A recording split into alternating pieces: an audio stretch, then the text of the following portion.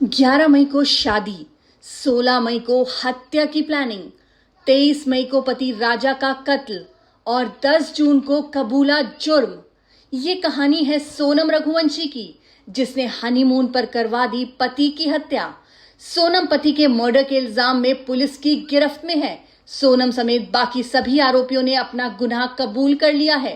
Police पूछताछ में सोनम ने किए हैं कई चौंकाने वाले खुलासे, लेकिन जो सबसे ज्यादा हैरान करने वाला खुलासा है वो है सोनम का प्लान बी। खबरों की माने तो अगर राजा को मारने वाला पहला प्लान फेल होता तो सोनम राजा को कहती, चलो एक सेल्फी लेते हैं, और फिर वो राजा को खाई में धक्का देकर मार डालती। और यही था सोनम का प्लान बी। मतलब सोनम राजा की हत्या की फुल प्रूफ साजिश के साथ हनीमून के लिए निकली थी।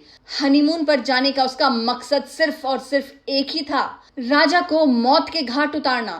वहीं दूसरी तरफ सोनम रघुवंशी के बॉयफ्रेंड राज कुशवाहा राजा के मर्डर की साजिश में खुद को बेगुनाह साबित करने की कोशिश कर रहा है।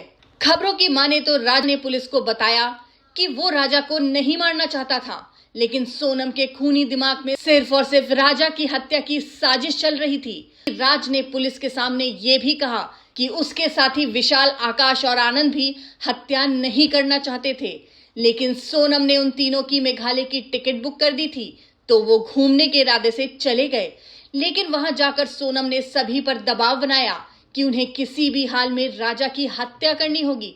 सोनम को कहीं ना कहीं आशंका थी कि विशाल, आकाश और आनंद हत्या करने से पीछे हट सकते हैं, इसलिए उसने प्लान बी भी तैयार कर रखा था। मतलब अगर वो हत्यारे राजा को नहीं मारते जिन्हें सोनम अपने साथ मेघालय लाई थी, तो वो खुद ही राजा को खाई में धक्का दे देती।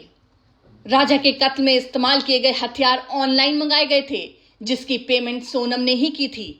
साथ ही साथ खबरें तो ये भी हैं कि मेघालय में सोनम ने किलर्स को 15,000 दिए थे और वो उसने अपने पति राजा के पर्स से निकाल कर दिए थे।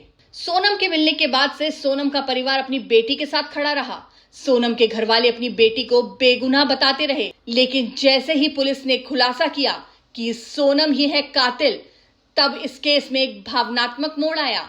सोनम का भाई, जो लगभग 15 दिन मेघालय में पुलिस के साथ मिलकर अपनी बहन को ढूंढ रहा था, उसकी सलामती की दुआ कर रहा था, वो भाई गोविंद अब राजा के परिवार से माफी मांग रहा है। वो राजा की मां के गले लगकर फूट फूट कर रो रहा है। सोनम के भाई गोविंद ने साफ कर दिया है कि सोनम से अब उनका कोई रिश्ता नहीं है।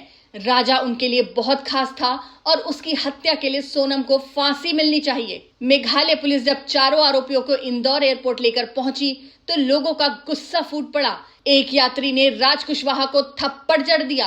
अब इन सब आरोपियों को ट्रांजिट रिमांड पर शिलोंग ले जाया गया है, जहां पुलिस इन सभी आरोपियों से और गहराई से पूछताछ करेगी और हत्याकांड की डिटेल्स जानने के लिए उन्हें अपने साथ मौका वारदात पर भी ले जाया जाएगा।